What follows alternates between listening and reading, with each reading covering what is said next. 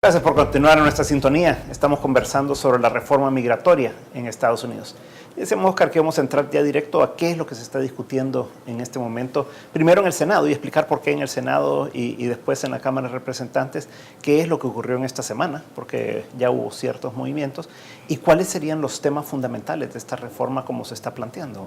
Bueno, el Senado está discutiendo un proyecto de ley que tiene más o menos 1000 páginas y que se llama Ley del 2013 sobre seguridad fronteriza, oportunidades económicas y modernización de la inmigración.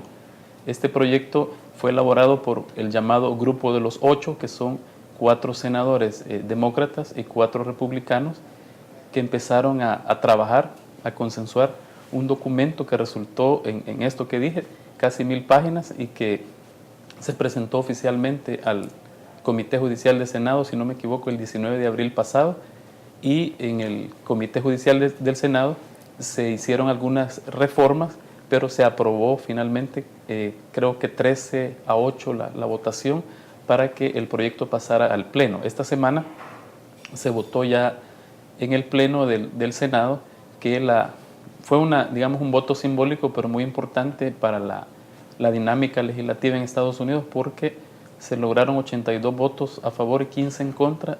Esto era para debatir las reglas en que se iba a debatir, valga la redundancia, el tema en el Pleno. Entonces ganó por amplia mayoría la idea de que no se vaya a torpedear o filibustear, como se le conoce en el término en inglés, la legislación. Entonces contó incluso con bastantes votos republicanos, entre ellos el de la minoría republicana, Mitch McConnell, que dijo que él iba a votar para que se pudiera discutir en el Pleno algunas reformas que los republicanos quieren. ¿Cuál es el meollo del asunto para los republicanos? La seguridad fronteriza.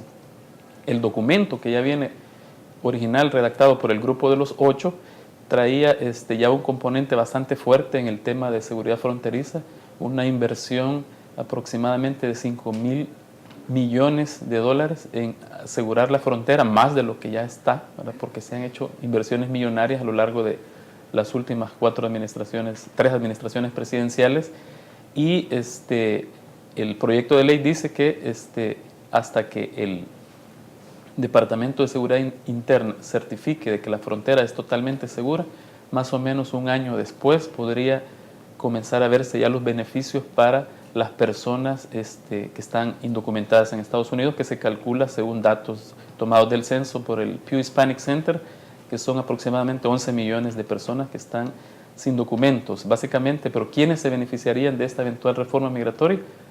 Bueno, todo extranjero que se encuentre en Estados Unidos o que su fecha de entrada límite a Estados Unidos haya sido el 31 de diciembre de 2011, que no haya cometido delitos graves o 3 delitos menores, que esté al día con sus impuestos. Ahora en el debate legislativo le están queriendo agregar el componente de que domine el inglés, etcétera. Todos estos son cambios que se van a ir viendo en la discusión, pero ya lo importante es que en el Senado sí hay una correlación de fuerzas bastante favorable para que pase y se apruebe la ley. El asunto, ¿qué va a pasar con la otra Cámara del Congreso, que es la Cámara Baja, o conocido como Cámara de Representantes, donde la correlación de fuerzas es al revés, es mayoría republicana, y los demócratas obviamente no alcanzarían para poder pasar un proyecto de ley? Entonces ahí se augura que la negociación va a ser un poco más difícil, y se está siguiendo el mismo procedimiento. Un grupo de congresistas republicanos y un grupo de congresistas demócratas se están reuniendo y están consensuando todavía el documento que van a presentar, que decía esta semana uno de los congresistas demócratas, Xavier Becerra, que en 1 o 2 semanas podrían tener ya listo el documento que se va a presentar. Así está por el momento el debate. ¿Y usted cree que el tiempo del 4 de julio es factible? En el Senado yo creo que sí, porque la mayoría es demócrata. El senador Harry Reid, que es el líder de la mayoría demócrata, pues él lleva el control de la agenda y de los tiempos. Entonces él ha prometido que se va a votar antes del 4 de julio. Yo creo que ya está en la fase en el Pleno, donde se están discutiendo reformas y votando pues qué reformas quedan, qué reformas se desechan. Yo creo que por el momento va creo yo, una velocidad bastante buena en el Senado para cumplir ese tiempo. Margarita, el presidente Obama ha sido bastante claro en apoyar, yo diría con más fuerza ahora, esto en vista pues, de todos los resultados electorales y todo. ¿Qué es la esencia de esta reforma? Porque lo que yo creo que los salvadoreños que viven allá quisieran es que en un año dijeran, bueno, ya legalizamos a todos claro. y se acabó el tema, ¿verdad? Pero, ¿qué es lo que realmente se puede esperar de esta reforma? Yo creo que lo que nos acaba de comentar Oscar lo describe a perfección. El propio título de la ley se llama migración, pero es una vista de 361 grados de la migración y que pasa por el componente económico, el componente de seguridad y el componente del futuro. El título de la ley es Seguridad, Economía y Modernización. Si comprendemos que la reforma migratoria es eso, 361 grados de una estrategia más amplia, nos resultará entonces más comprensible el por qué las dificultades que vemos en el Senado o en la Cámara de Representantes cuando los dos partidos políticos, republicanos y demócratas, tienen que confrontar esa visión del futuro en un lente de 361 grados. Por eso es importante ver que se requerirá primero de un acuerdo bipartidista para que haya reforma. Me da la impresión que reforma sí habrá. La pregunta es, ¿qué tipo de reforma? ¿Cuáles serán los detalles de esa reforma? Lo segundo es que es imprescindible el capital político que el presidente de los Estados Unidos, el presidente Obama, está poniendo en este proceso. Eso le da réditos políticos, pero también está concretizando su visión del futuro.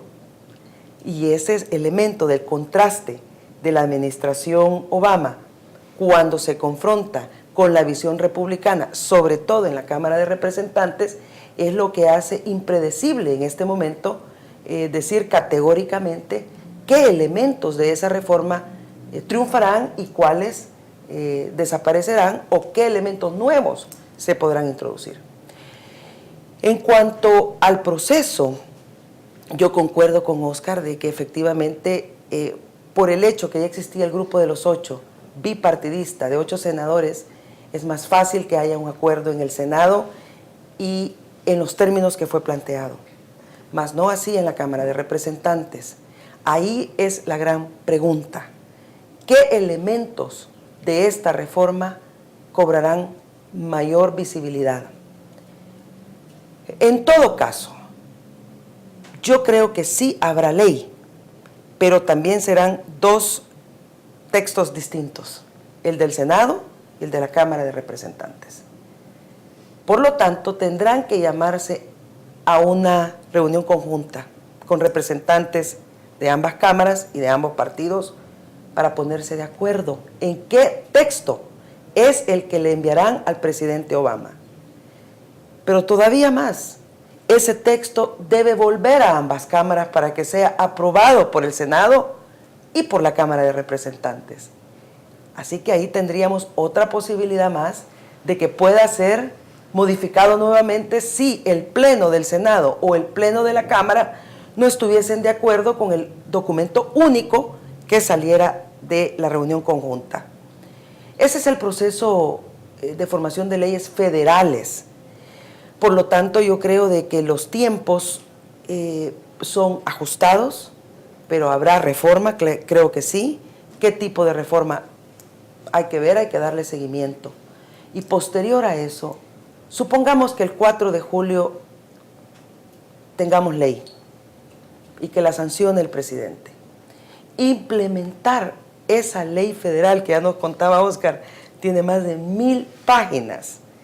Desarrollar su reglamentación, distribución en todos el aparato estatal, federal, local de los Estados Unidos, pues llevará también algún tiempo.